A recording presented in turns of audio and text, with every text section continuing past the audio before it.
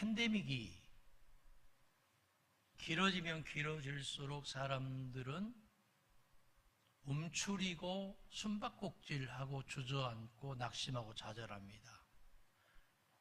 근데 여기 선돌교회 와보니까 눈빛이 살아있고, 집에 가서는 아멘 하시기 바랍니다. 다시 할게요.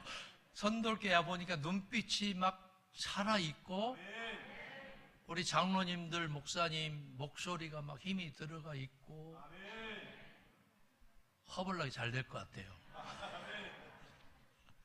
어떤 목포의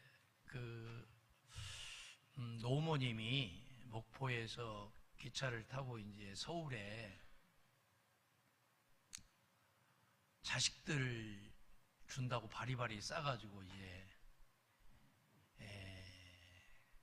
서울역에 도착을 해서 자식들 다 이제 간수를 하고 인사하고 이제 자식들이 출근하는 관계로 택시를 타고 서울역에 도착을 했는데 지갑을 분실해 버린 거예요. 그래서 이제 난감하잖아요. 그래서 역무원에게 사정사정해서 열차표를 그냥 야매로, 3.1절이 엊그제 했는데 어때? 일본말 야매 쓰니까 야마도입니까? 그래서 야매로 어떻게 좀 구해가지고 겨우겨우 이제 자식들이 선물 준 거 짐보따리 이고 지고 이렇게 해서 이제 가는데, 역무원이 전라북도 익산역 근방에 가보니까 어머니가 자리에 앉지도 않으시고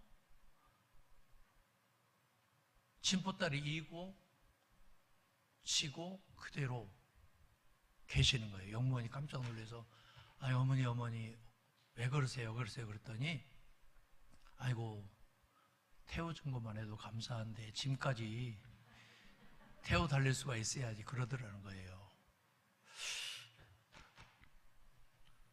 십자가의 은혜를 생각하고 기억하자는 그 주제를 놓고 제가 얼핏 그런 생각이 들었어요.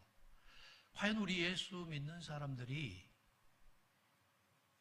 예수 그리스도의 십자가 밑에 모든 것들을 내려놓고 주님만 바라보고 따라가겠느라고 결단하고 결심했음에도 불구하고 엉거주춤하게 한 발은 세상, 한 발은 교회에 들여놓고 산다면 얼마나 부끄럽고 난감한 일이겠는가, 그런 생각을 해봤습니다.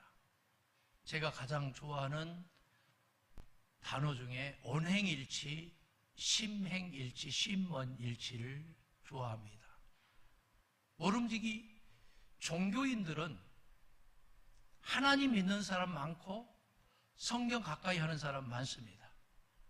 그런데 우리는 종교인이 아니고 그리스도인이라면, 살아계신 예수 그리스도를 바라보는 사람이라면, 살아계신 예수 그리스도 까닭에 위의 것을 바라보는 사람들이라면, 종교적인 마인드를 가지고 바리새인적이고 사두개인적이고 SNF파적이고 열심당원적인 사고와 말과 삶을 산다면 주님은 얼마나 애통해 하시겠는가, 그런 생각을 해봤습니다. 여러분의 삶 속에 예수 그리스도만 드러낼 수 있기를 바랍니다. 한번 옆에 사람 인사 한번 하겠습니다. 잘 오셨습니다. 사랑합니다. 좋은 날 올 겁니다. 그리고 청기 누설조를 걸려드니까 귓속말로 한번 귀에다 대고 소곤소곤 한번 해보는 거예요. 행복하세요. 연세 드신 여러분들은 막 옆에 다 들렸어요.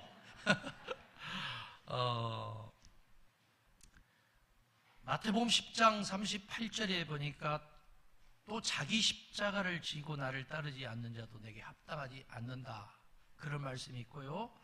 마태복음 16장 24절에서는 예수께서 제자들에게 이르시되 누구든지 나를 따라오려거든 자기를 부인하고 자기 십자가를 지고 나를 따를지니라 그랬어요. 그런다 해서 자기 부인하고 같이 오라는 얘기가 아니고 자기를 부인하고 자기 십자가를 지고 예수님을 따르라 그 말이에요. 그러면은 십자가가 뭔가를 고민해야 돼. 십자가 우리 예수 믿는 사람 목걸이도 십자가, 반지도 십자가, 뭐 시루떡 할 때도 십자가 긋고 하고. 십자가는 우상이 되어서는 곤란해요. 십자가를 믿으면은 천국 반대편 갑니다. 십자가를 믿는 게 아니에요. 십자가는 내가 짊어지고 내가 바라보고 내가 그 십자가의 은혜를 깨닫고 십자가 밑에 나의 모든 삶 전체를 내려놓고 그렇게 가는 것인 줄 믿습니다. 그렇다면은 내가 걸머줘야 될 십자가가 뭔가를 알아야 돼요. 남편이 되었던 아내가 되었던 성경책이 이렇게 끼고 예배당에 왔을 때는 천사인데 집에 가서는 천사 반대편으로 이렇게 카멜레온처럼 둔갑한다면 이거 수치스러운 얘기 아니겠어요? 그래서 우리는 살아가면서 저도 큰애가 이제 33살, 그 다음에 막내가 이제 27살, 더 큰 애가 또 있어요. 입양한 애가 이제 37살, 중국 아이입니다.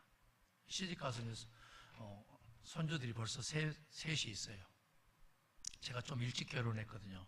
29살 때 결혼했는데 깨우거립니까? 왜 제가 이런 말씀을 드리냐면은 예수 믿는 사람 누구에게나 십자가가 있더라는 얘기예요. 십자가를 있더라. 내가 짊어져야 될 십자가가 있더라 그 말입니다. 그렇다면 그 십자가를 바라보며 기억하며 주님의 뜻이 어디에 있는가를 그렇게 바라보고 깨닫고 기억해야 되고, 그래서 히브리서 3장 1절 말씀에는 이런 말씀이 있습니다. 우리의 사도이시고 대제사장이신 예수를 기억하라. 히브리서 12장 2절에서는 믿음의 주 온전케 하시는 예수 그리스도를 바라보라. 그리고 찾으라. 예수를 기억하고 예수를 바라보고 예수를 찾는 사람은 십자가에 달리신 예수 그리스도를 기억하자는 거예요. 십자가는 겟세마네 동산에서 골고다 그 언덕까지 모진 핍박과 고난과 아픔과 채찍을 당하신 예수 그리스도의 피 흘림이 있기 때문에 그렇습니다. 거기에 예수 그리스도의 희생과 헌신과 철저히 우리를 향하신 아버지의 대속의 은혜가 있기 때문에 그렇습니다. 그래서 영어에는 리뎀션이라는 말이 있어요. 리뎀션. 어려운 한자 속으로 리뎀션이라고 하는데, 리뎀션은 뭐냐면은 대속이라는 말이에요. 대속은 뭐냐면은 제사 제도가 있고 대제사장이 있고 번제단이 있고 피 흘림이 있는 곳이에요. 2000여 년 전에 십자가에 달리신 예수 그리스도의 단 한 번의 대속의 사건으로 인해서 더 이상 우리에게는 대속이 없어도 돼요. 리뎀션이 없어도 돼요. 피 흘림이 없어도 돼요. 제사 제도와 같은 율법적인 모든 마인드가 다 퇴색해도 되고 없어도 돼요. 그러나 영어에 salvation이라는 말이 있습니다. 그것은 구원이라는 말이에요. 그 대속의 사건으로 인해서 우리가 나음을 받고 치유를 받고 구원을 받아서 아버지 나라의 영생을 얻는 하나님 시민권자가 된 까닭에 여러분이 이제는 구원주이신 예수 그리스도를 바라보기만 해도 그렇게 주님이 우리에게 들려주신 하나님 나라의 복음적인 마인드처럼 서로 사랑하고 용서하고 섬기고 평화를 이루는 하나님 나라의 사신이 되면은 이미 여러분들은 구원함을 받은 백성이 되는 줄 믿습니다. 그래서 이 시간 저는 사랑의 삼위일체에 대해서 말씀을 잠깐 나누고자 합니다. 십자가는 하나님과 나와의 만남의 사건이잖아요. 수직적인 하나님과의 만남의 사건이 이루어지기 위해서는 모이기를 폐하는 어떤 자들의 습관과 같이 하지 않고 여기 선돌교회 교인들처럼 모이기에 힘쓰는 일이 있을 수 있기를 바랍니다. 이 교회에서 이루어지는 각종 집회에 내 몸이 가 있어야 돼요. 내 생각이 미처 이건 아닌데 라고 반응을 했더라도 절대 다수가 거기에 동의를 해 주었다면 내 생각마저도 거기에 동의를 해주고 따라줘야 돼요. 그러기 위해서는 내가 기도해야 돼요. 깨어있어 기도해야 돼요. 빌립보 4장 6절 7절 말씀에 뭐라고 말했습니까? 아무것도 염려하지 말고 오직 믿음의 기도와 간구를 하라. 그리하면 평강의 에이렌의 하나님의 샬롬이 때마다 일마다 시마다 너와 너의 가정과 너의 일터와 직장과 사업장과 교회를 채워주고 축복해 주었노라. 할렐루야. 그런 은혜가 있기를 바랍니다. 할렐루야. 우리 큰매 형이 우리 교회를 안 나가요. 큰 누나가 서울의 꽃동산 교회 권사님인데 큰매 형이 올해 79입니다. 누나가 얼마를 주냐면 5만 원을 줘요. 일당으로. 교회 가면은 5만 원을 받아서인데. 그래가지고 한날은 저한테 전화가 왔어요. 이 목사 어떻게 해야 천국 가는 줄 아나 그래요. 천국은 되게 가고 싶었던가 봐. 그래가지고 어떻게 가는데 그랬더니 5가지만 잘하면 된대요. 5가지가 뭐예요 그랬더니 주여를 잘해야 된대. 주여. 뭘 잘해야 된다고요? 한번 따라하세요. 주여. 그 다음에 2번째는요 그랬더니 아버지를 잘 불러야 된다나? 아버지. 그 다음에 3번째는요 그랬더니 3번째는 뭐겠어? 믿습니다지. 믿습니다. 그럼 4번째는요 그때 기독교인이 가장 잘하는 거지 할렐루야를 잘해야 된다네. 할렐루야. 마지막 5번째는 무엇일까요? 아이고 알긴 잘하시네. 5가지만 잘해도 천국 간대요. 제가 그 얘기를 큰매형 얘기를 들으면서 제가 곰곰이 생각을 했어요. 아 정말 우리 예수 믿는 사람들이 가장 쉽고 간편한 그 모든 것들이 우리 삶 속에서 뇌리의 잔상으로만 남아있기 때문에 이게 안 되는 거구나. 예수님은 누가복음 22장 19절에서 습관을 따라 감람산에 가서 무릎을 꿇고 땀방울이 핏방울이 되도록 기도했다고 그랬거든요. 여러분 성경에 큰 죄가 2가지가 있습니다. 그 첫 번째 죄가 뭐냐면은 사무엘이 말한 거예요. 사무엘상에서 기도하지 않는 것이 죄라고 그랬어요. 뭐가 죄라고요? 기도하지 않는 것. 2번째는 뭐냐면은 오늘 본문에 있는 골로새서 4장 2절 3절에 있는 말씀이에요. 2절 다시 제가 한번 읽어드릴게요. 기도를 계속하고 기도에 감사함으로 깨어있으라. 또한 우리를 위하여 기도하되 하나님이 전도할 문을 우리에게 열어주사 그리스도의 비밀을 말하게 하시기를 구하라. 내가 이 일을 때문에 매임을 당하였노라. 할렐루야. 야, 그렇구나. 전도하지 않는 것이 죄구나. 전도하지 않는 것. 그러면 전도를 해야 되는데 뭘 전도를 할 것인가에 대한 고민이 있어야 돼요. 마가복음 16장 15절에 뭐라고 말했습니까? 너희는 온천에 다니면서 만민에게 뭘 전하라고 그랬어요? 유한겔리오 뭘 전하라고 했어요? 복음을 전하라고 했어요. 또 복음. 그 당시에 복음은 뭐냐면은 사이가 장모님 집에 와서 결혼해서 같이 살아요. 그 당시에는 대릴 사이였어요. 대릴 사이. 그러니까 장모님이 사이가 말을 안 들으면 매도 때리기도 하고 싸대기도 때리기도 하고 핍박이 심했어요. 여기 계시는 남자 성도님들은 땡 잡은 줄 아셔. 그런 장모님 안 계시잖아요. 그때는 그랬다니까요. 근데 장모님이 외박하는 그날이 굿뉴스예요. 복음이었어요. 두 번째는 로마의 세금을 탕감해 준다고 할 때, 그 다음에 세 번째는 전쟁에서 이겼다고 할 때, 그때가 그것이 복음이었거든요. 근데 예수 그리스도가 죽을 수밖에 없는 우리를 대신해서 십자가에 달려 돌아가시고 그 피 흘려주시고 헌신하시고 희생하시고 섬겨주신 그 은혜로 인해서 내가 구원함을 받은 것이 복음이잖아요. 복음은 예수의 생애가 복음이 아니에요. 예수의 생애가 6가지가 있잖아요. 동정녀 마리아에게서의 탄생. 그런데 우리는 굉장히 지금 좀 심각한 고민을 할 필요가 있어요. 두 번째는 십자가의 순환과 고난. 이거 믿어가지고 천국 가는 거 아니잖아요. 그 다음에 십자가의 죽음, 부활, 승천, 재림. 이 6가지예요. 여러분, 재림은 중국식 번역을 하기 때문에 올라갔다 내려오는 재림으로 해석을 했어요.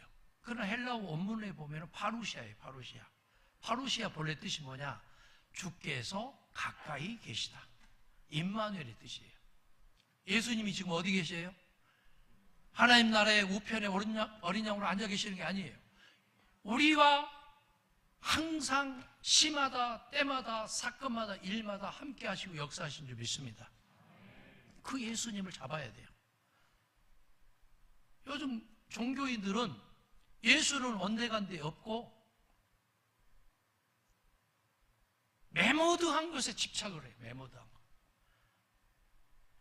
우리 교회가 10만 명이 모이고 재정이 얼마고 이거 자랑해서는 안 돼요. 근데 선돌교회는 자랑해도 되겠어요. 왜 그런 줄 아세요? 교회가 잘 되기 위해서는 예수님을 선포하고 증거해야 되잖아요. 그런데 더 중요한 것이 뭔 줄 아세요?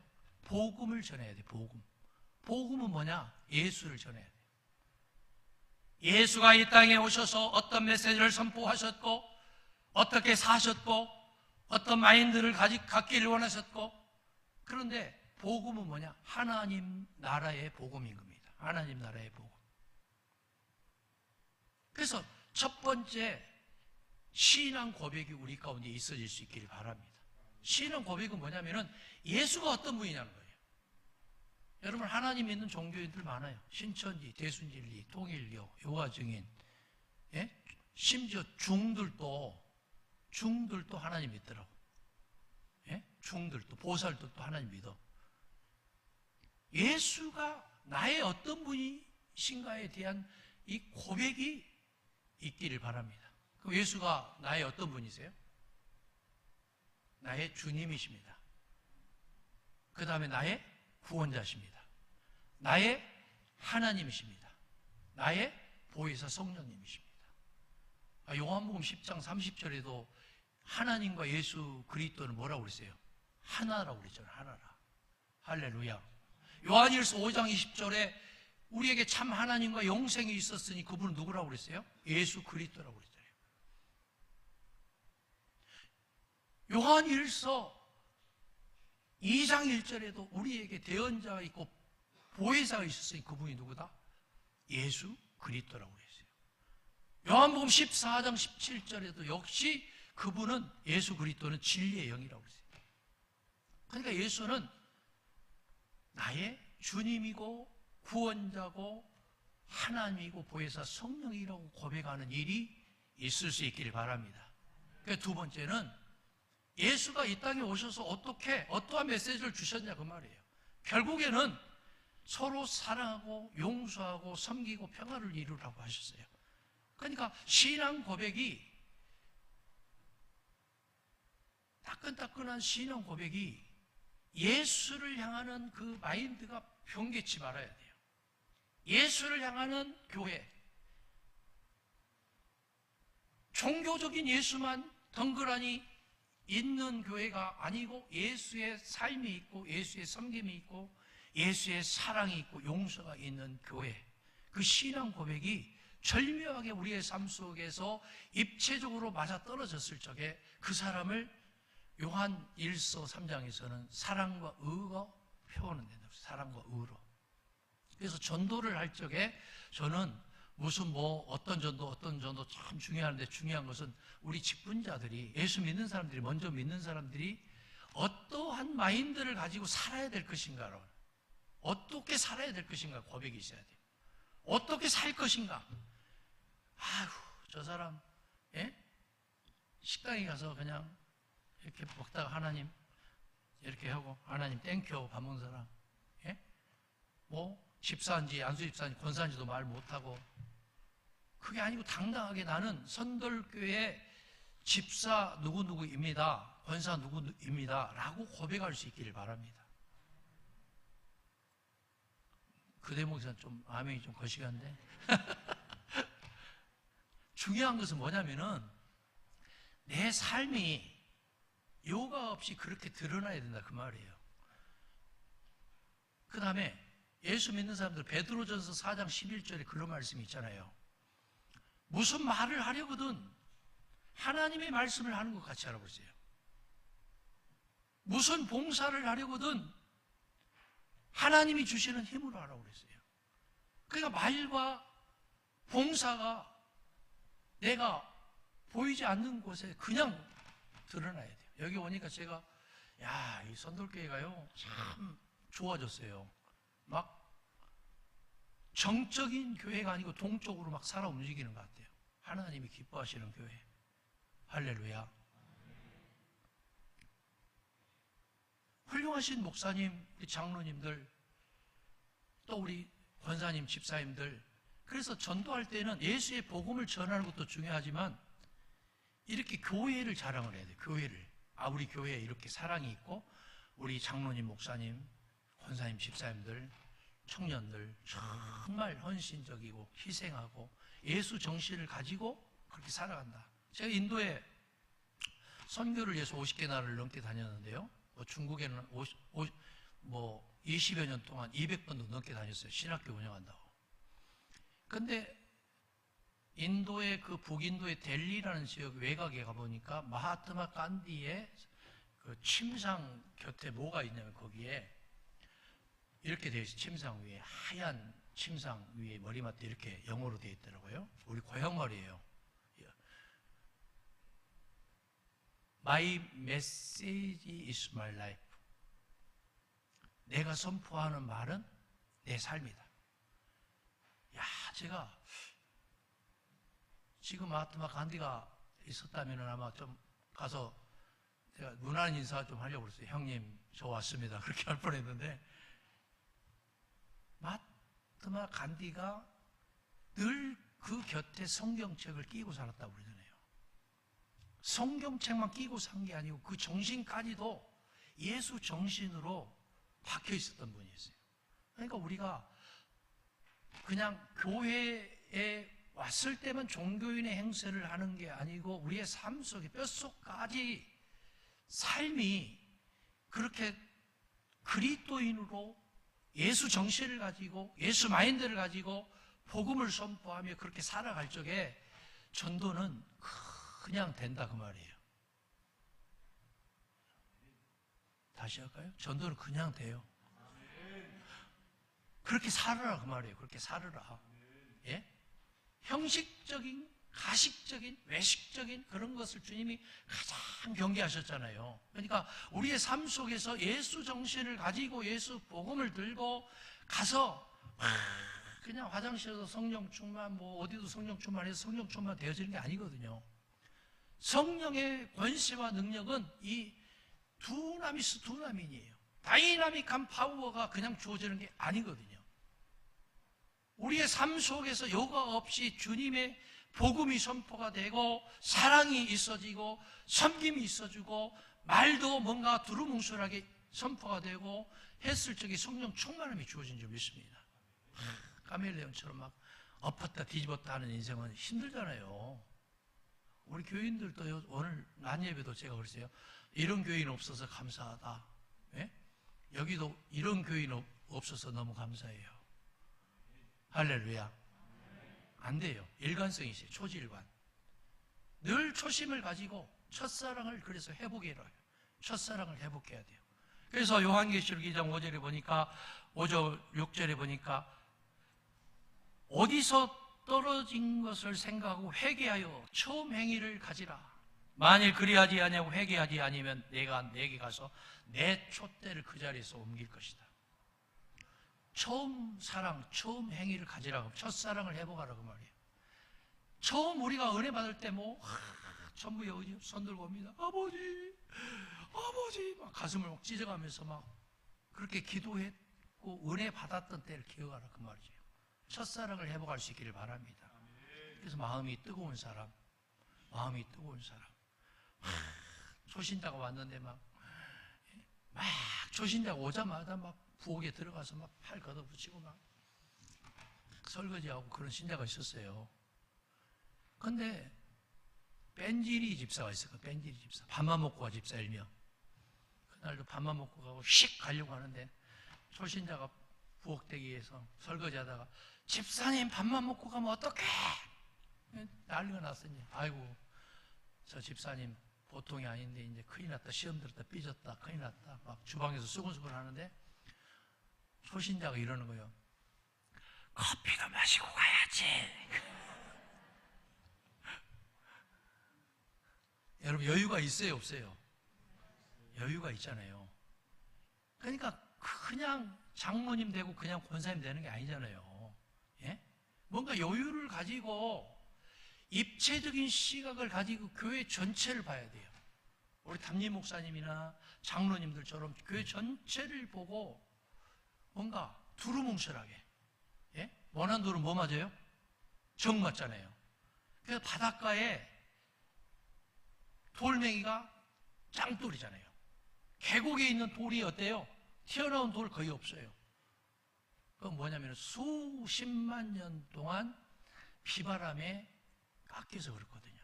우리도 마찬가지예요. 말씀의 종 성령의 권세로 우리의 삶 전체가 회복되어지고 깎여져 나가고 첫사랑을 회복하고 처음 사명을 회복할 수 있기를 바랍니다. 그래서 우리는 사도행전 2장 46절에 보니까 날마다 마음을 같이했다고 했어요.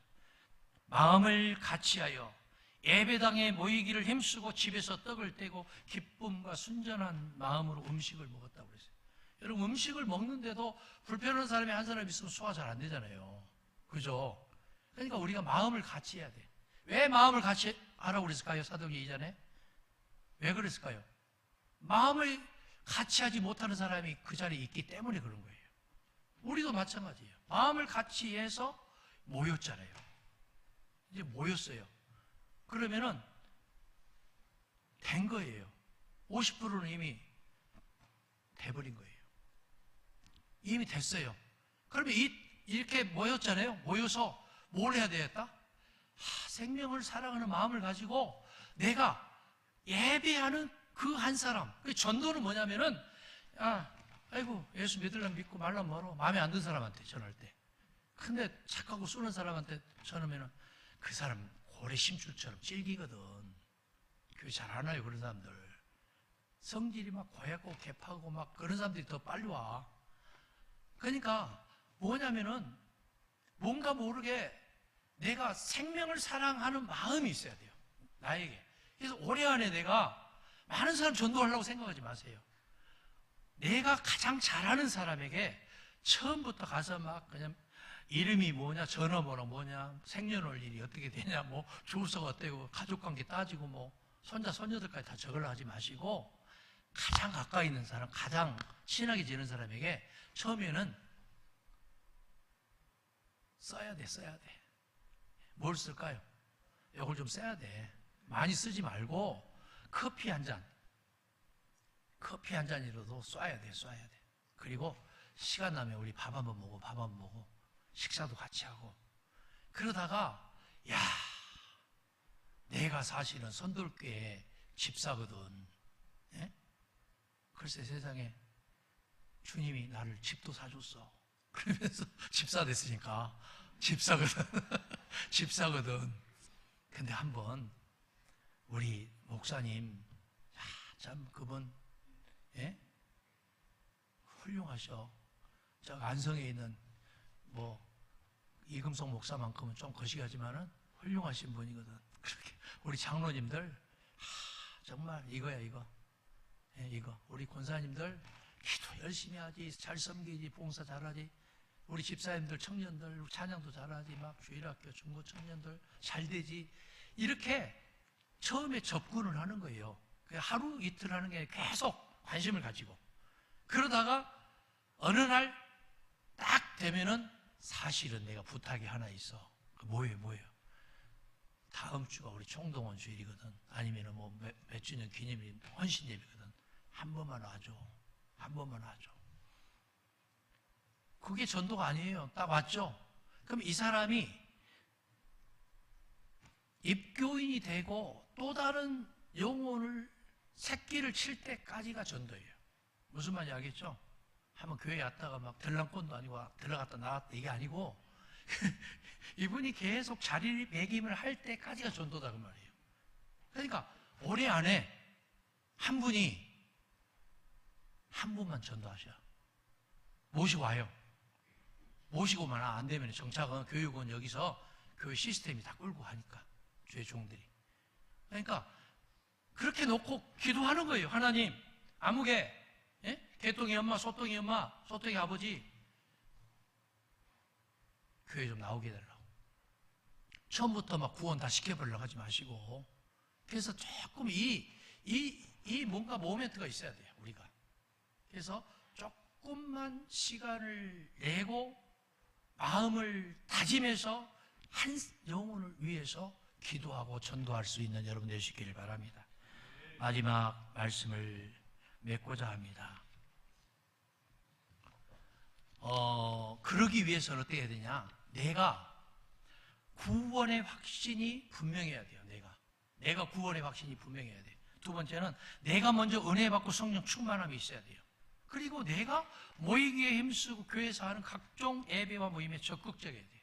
그 다음에 타인을 배려하는 마음이 있어야 되고, 그 다음에 우리 목사님, 장로님들, 우리 모든 교인들의 좋은 면을 자꾸 학습을 해야 돼요. 내가 부정적인 마음 없애야 돼요. 적극적이고 긍정적이고 생산적이고 진취적이고 창조적인 마인드를 가지고 어떻게 해서든지 내 가정이 바로 서야 되겠다. 첫 번째 뭐라고요? 내 자신이 먼저 서고, 두 번째는 내 가정이 먼저 서야 되겠다. 마지막으로는 천하보다 귀한 한 영혼을 가지고 기도하고, 기도한 영혼을 자꾸 구한 영혼을 찾아가고, 찾아간 영혼을 문을 안 열면 어떻게 해야 돼요? 마태복음 7장 7절에 구하고 찾고 뭐 하라고 그랬어요? 두드려야지. 언제까지? 열릴 때까지. 예배당에 찾아와서 예수 믿고 구원받고 하나님 나라의 시민권자가 될 때까지. 할렐루야. 그러면은 그렇게 하기 위해서는 교회 전체적인 분위기는 지금이 좋은 것 같아요. 냉랭함이 없고 온기가 있고 소프트하고 날카로운 것이 아니고 익센트릭한 게 아니고 부드럽게 이렇게 온화하게. 그러기 위해서는 자꾸 주변 사람이 내가 마음이 불편한 사람을 찾아가야 돼요. 사실은 이것 때문에 걱정했거든. 내가 마음이 찜찜했거든. 그래서 손잡고 내가 잘못한 거 있으면 용서해줘. 내가 잘할게. 내가 미친 님이야. 이제 잘 될 거야 이제. 그러면서 뭔가 나를 자꾸 내려놔야 돼요. 그렇게 함으로 인해서 이 동탄, 화성 전 지역의 영혼이 여기에 막 1부, 2부, 3부, 7부까지 예배당이 꽉꽉 찰 수 있도록 그런 역사가 선돌교회에 있어지기를 바랍니다. 한번 따라서 하겠습니다. 다 잘 될 겁니다. 형통하시고 평안하세요. 한 영혼을 위해서 기도하고 찾아가고 영접시킵시다. 기도하겠습니다.